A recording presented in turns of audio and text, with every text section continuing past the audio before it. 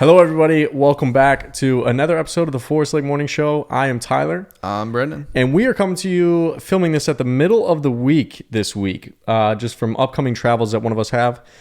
So if anything major or terrible or whatever the case happens in the music industry, from now until the time that we post this, which will be Sunday as usual, we will update you probably via a post or some sorts. We'll let you know. We got you. Yeah, we got you. That's what we're here for. With that being said, we're not going to jump into the top 10 this week. We'll save that for next week, but I did take a peek at it. It seems that everything is staying steady, so it doesn't look like there's any major changes, at least with the top three. Miley Cyrus, Morgan Wallen, and I think, I forget who number 3 was. Gotta get those Christmas songs back up there. The Christmas songs back up there? They're actually probably still on the bottom of the list. I guarantee you they are. Yeah. We'll do a look at it along with Morgan Wallen's other 34 songs. Yeah, we will have to actually scroll through the other out of the top 10 it would be the 89 songs that are out there. Yeah, and just see what's on there. I am curious. Maybe we'll find something cool. We'll have to do that. Yeah. But what we are going to do for you right now is jump into some news that has happened this week. Brendan, what do you have for us? Diving in, we got Adele. I love talking about Adele. She's so nice. She's so humble. She's like a role model in the industry. I Super feel like. talented too. She's amazing. She's so good. And a lot of the stuff that you hear on her records was like her first take. I believe it. Her raw first take. It's crazy. That's so rare, especially nowadays. But anyway, Adele is currently doing a residency in Las Vegas. If you guys remember a residency, we talked about it. We've talked about it a lot. But a residency is when an artist kind of resides in one area for a while. And so in this case, Adele's sitting in Vegas and she's been doing shows. I think she did 34 shows in Vegas, which is kind of a lot. Oh, it's an ongoing thing. It's already started and she's still doing more. Yeah. Holy crap, 34 shows. And that was supposed to be it. She was supposed to be done, 34 shows in and out, done, back to LA, London, wherever she's living. On the last night though, she announced she's going to do another 34 shows. she's like, it's not enough. It's not enough. We need more. So she's playing at the Coliseum at Caesar's Palace in Vegas. And the last night she said, she's playing to like 4,000 people a night. She's like, it's not enough. Like it's great. It's just not enough. So we're going to do another 34 shows. All of them are going to be filmed. The second set of 34 shows are going to be filmed. Yeah. All of them? That's what she said. That's a bit much. I don't know. I love you, Adele, but I don't know why you got to film all 34 shows. Yeah. That's almost too much. I think so. So, I mean, if you're in the Vegas area, tickets go on sale April 5th. I would love to see her. Yeah. She's on my list for sure. Just to hear her voice in like real life. Yeah. And she always does like smaller, more like intimate arenas or theaters, I guess you could say. Is that what she's doing right now in Vegas? She's at the Coliseum at Caesars, like 4,000 people. It's tiny for for Adele. Yeah, who could sell out 20,000 arenas. But that's what she likes. I guess she gets like stage fright. She said that a whole bunch before. Like she doesn't like playing big shows. Really? She doesn't even like touring. But she's doing a lot right now. Yeah, she doesn't seem like a tour heavy person. She's never been. She's just so good. She can release songs and they just take off, and then she'll play shows. Yeah. She doesn't need to go on massive world tours. I think we have talked about Adele being very private and very about her own life and being personal, which is crazy for a celebrity like her. Sure. It's funny because when you were telling me that, like the last show she surprised everybody. Here's another 34 shows. I was thinking of the Oprah thing where it's like you get a car, you get a car. So she's like, you get a show, you get a show, you get a show. Yeah. 34 shows. For a touring individual, that makes sense. But for somebody in a residency who just did 34 shows to do another 34 shows, I don't know. Maybe she just likes Vegas, dude. Do you think, like, as an artist, it would get tiring staying in one place at the same arena or theater, Coliseum, whatever you're calling it, but you're playing that like every other night, every couple days, the same thing? I mean, personally, from the, not so glamorous touring that we have done as like a actually known celebrity or rock star or whatever, but just the experience of it, it's cool to do that, to go to city and live that lifestyle. Sure. But if you're Adele, you're older, you want to relax and still get a really nice paycheck. Just call her older. She's not that old. She's in her 40s, isn't she? Is she in her 40s? Is Adele in her 40s? She might be in her 30s. I don't know. Okay, maybe that's a good point. But I remember when we talked about residencies, why people do it. It's because they do sometimes get older. It's harder to travel around, so they'll do a residency because it's beneficial for them, I guess. Coldplay, I feel like they kind of did one, like a little bit in Buenos Aires. Yeah, that might just be. They stayed there and played what, like 8 shows or something. That just might economically be like smart. Economically, yeah, them. It is. You know, to be playing in South America, they have to be there a number of days to make that money back. With Adele, though, when you're in Vegas, you're selling out that place probably because there's people coming and going every day. Oh, it's a great location right? for like, a residency. Even in Florida, when you're in places that are tourist areas, or even if it's in Clearwater down here in the Tampa area, or if you're in like Universal or Orlando Studios, every day people are leaving and coming for vacation. Yeah. So you're always going to have fresh people. You're going to have somebody who wants to be there. A lot of bands do it in Vegas. We just talked about U2 a couple months back. Right. They did one. Tentatively. No, they're going to tentatively.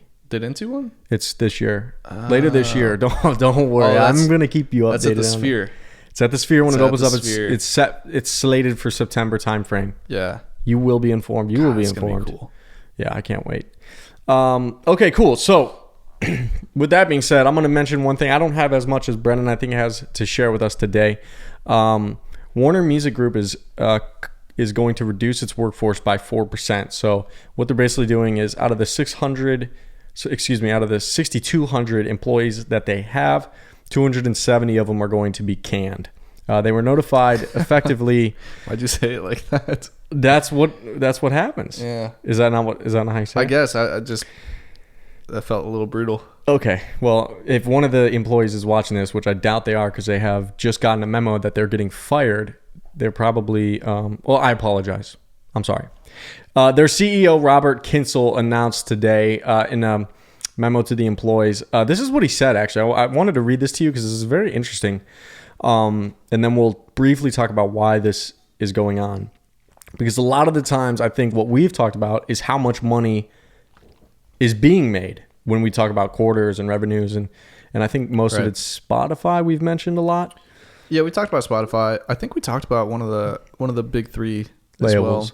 Well, I'll bring up some updated information. So in the memo, he said, to take advantage of the opportunities ahead of us, we need to make some hard choices in order to evolve. Every decision has been made thoughtfully by people who considered the specific needs, skills, and priorities of each label, division, and territory in order to set up for long-term success. So he's also moved a few people around high up in the company to make some changes. But the Warner Music Group has actually taken some losses. So let's see right here. The job and expense cuts follow what Warner Music Group executives call a tough quarter, during which the label group saw revenues dip 8% for the 3 months that ended this past December 31st, which would have been 2022. So 8% is quite a lot, I feel like, for a company. Yeah. So the reason I bring that up is because we have talked about how much money is being made, and there is money being made. But in light of all the money from streaming revenues, quarter per quarter, Warner Music has lost money. Because I first thought, well, man, I thought these companies and these music labels make money. So why would they be cutting roles, right? You'd think that'd be a need to almost consider expanding. Well, apparently not doing as good as we thought they were doing. It's because they haven't signed Forestlake. Wink, wink. Yeah, you know, so that'll get that 8% right back. They actually listed a number of artists, such as Ed Sheeran, Cardi B, David Guetta, and some others that have actually contributed to a lot of the loss. As far as like their general revenue when combined together, it's fallen. It's not the 8%, but it has dipped based off of how well some of the biggest artists perform. Huh. I wonder how that is. They're probably like pushing all their artists like, albums, get the albums out. Yeah, albums. They're like, get Ed Sheeran in my office right now. I feel like he really hasn't been that active. Who? Ed Sheeran, as like compared to like a couple years back, like when he was like in his, I don't want to say in his prime, but like blowing up. Yeah. Like he was everywhere. I think he kind of took a little break. Yeah, well, he made it. Yeah. But we did talk last week. He came out with a new song. And I thought he had a tour coming up. I don't know. We'll see. That's possible. What else you got for us, Brennan? Yeah. Kiss. We talked about Kiss last week, the week before? 2 weeks ago. 2 weeks ago, we talked about Kiss. Or 3 weeks ago, whenever. Yeah. Actually, it would have been 3 or 4 weeks ago. Yeah. Basically, Kiss announced their tour a couple weeks ago. Their finale tour, the last tour of Kiss. Well, Kiss is releasing a biopic. We've talked about biopics before. I called you out on this when you first said it because I had no clue what it was. Yeah, and you put me on the spot. I put you on the spot. A biopic is essentially like a movie, like a dramatized movie about a person, or in this case, a band. And sometimes it's like reenacted. Okay. Like a good example, they just came out with like an Elvis one. U2 has a biopic. Queen has one that's called Bohemian Rhapsody, I think is what they're calling it. With like actors and stuff like that, just reenacting it. That's a biopic. That's a biopic. So Kiss is filming a biopic as we speak, set to release next year, 2024, on Netflix. And I guess they're just going to focus on like the first 4 years of Kiss. Really? So like the very early stages. I think that's really cool. Before they made it? Before they made it. Oh, so it'll kind of lead up. It'll like cliffhang you. Because like everyone knows, once you've gotten to a point, like everyone knows Kiss, you don't need to know anything past that, I guess. Yeah. It doesn't get as interesting. Everyone Depends wants on how juicy to know, the story is. Yeah, they all want to know how did you make it? Yeah. What happened in that's kind of cool. Those formative years. Like the Coldplay one, that's awesome to see them like rise. And to see like footage. Well, would that be considered a biopic? I don't think that's a biopic. Because it wasn't actors? Maybe it is. Documentary? Yeah, that was a documentary. Yeah. That was sweet. That was sweet. Yeah.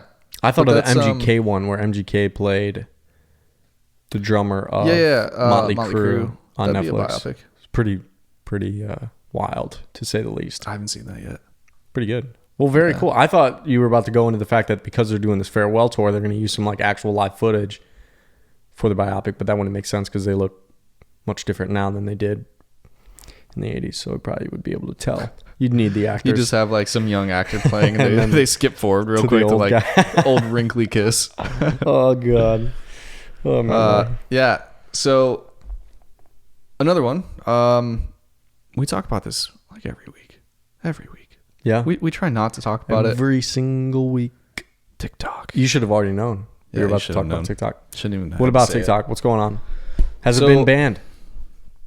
Dude, there's so much going on with that. Literally, like every day, there's something going on where it's like TikTok's banned, and like they've gotten it to a point where it's banned from like most government devices. Mm-hmm. If you work for government companies, you can't have it, or your family can't have it, and all that stuff. Countries are starting to ban it. That's where America sits right now. It's like actually gotten to a governmental level of being banned officially or not from every device in the United States. It's being talked about. Yeah. Yep. But we talked about previously how TikTok was doing a trial in Australia where it's like a music limit is what they're calling it. Mm-hmm. And so basically they're trying to separate themselves from having to pay enormous amounts of money to record labels like the big three, Warner, Universal, and Sony. Because TikTok videos have music. They have well-known songs. Some of those artists are signed to these major labels, and those labels come to TikTok and they're like, hey, where's our money? Like, give us the money. And so TikTok is paying out fortunes for this. And so they're trying to cut costs and they're trying to streamline that division of TikTok by making like a limited selection of music that TikTok creators can use. Basically their own music, their own catalog that they own. Mm-hmm. And so when you're making a TikTok video, you're limited to what you can use. You can't use mainstream songs and all that stuff. And so they were like, oh, this sounds like a good idea. So they tried it in Australia and it like the users just plummeted. Yeah. No one liked it. Kind of backfired. No one liked it. 3 consecutive weeks in a row, or I guess that consecutive, usage dropped. Time limits dropped. Everything dropped. No one wanted it. No one wanted a piece of it. They were like, nope, not happening. So needless to say, TikTok learned very quickly that they need those labels and the licensing. They need to pay for that. I think so. They can't do it on their own. The whole thing, they were just trying to enhanced negotiating power with the big three, but Right. And they just lost it. they lost it. But that's the purpose of a big tech company doing something such of that. They do it all the time. And actually, I was able to find an article where Australia is used as like it's an English speaking country, but a smaller market. So a lot of companies, Spotify, Google, Facebook, they'll go there and test things there before introducing them elsewhere. TikTok doing this, of course, not to their favor, but that's what they do. They collect data and they analyze it to make changes or not make changes. What I thought was interesting was that the company that owns TikTok, ByteDance, has created a new app called Lemon 8, the actual number 8, so Lemon 8. And it is basically like seemingly another Instagram, but it focuses on beauty, fashion, and wellness. And it is right now reaching out to influencers in America, which the demographic that they have chosen is females aged 22 to 26 that are in the beauty, fashion, or wellness industry to come be influencers on this new app. It has not released in America yet. It is in other countries. I think in Asia, it's been out since April 2020, and it quickly got 5 million subscribers in the first month. Jeez. So, ByteDance is obviously currently under a lot of backlash for the security concerns of TikTok. TikTok gets banned. They just make another app. They just make another app, which would probably still have security concerns or whatever the case. But Sure. I mean, I just thought that was funny. I was like, oh, it's just they're literally handpicking 22 to 26-year-old females that they consider influencers to be their prime target. Company like that, they have the marketing power for sure. Yeah, for sure. But I'm glad they didn't succeed in that because I don't like TikTok. You know, it's funny when you were talking about the layoffs from the label. Yeah, it reminded me, not to get sidetracked here, but go ahead. It reminded me of Elon Musk with, who was it? Was it Tesla? It was one of his companies. It wasn't SpaceX. It might have been Tesla. The Boring Company? No, I think I'm gonna go with Tesla. Okay, I might be wrong here. He released like a internal memo, and these memos kept getting leaked by the employees, and he was getting pissed. He's like, "Why are these getting leaked? This is confidential stuff. Don't leak it." And so he sent out a test memo to everyone, and it looked like a real memo, but each one he sent out to each person was custom, individualized, only by a space.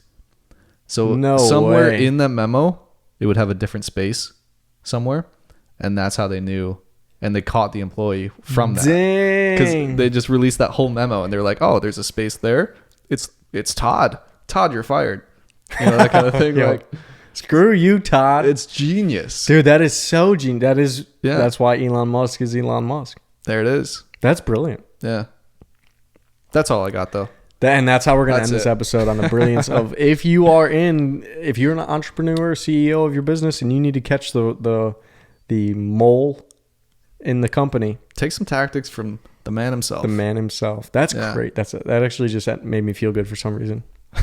That they caught the bad guy. That's what I'm here for. They caught the bad guy. That's such a great way to end the episode. Yeah. It's like it's the happy ending to the happy ending to the story. Yeah. That's all we got for you guys today. If anything happens this week, we'll let you know. We'll keep you updated. We'll let you know. We'll post something, or we'll make big news of it for sure. All right. Thank you so much for joining us on the Forestlake Morning Show. As always, I am Tyler. I'm Brennan. We'll see you next week. We will see you next week. Peace. Peace.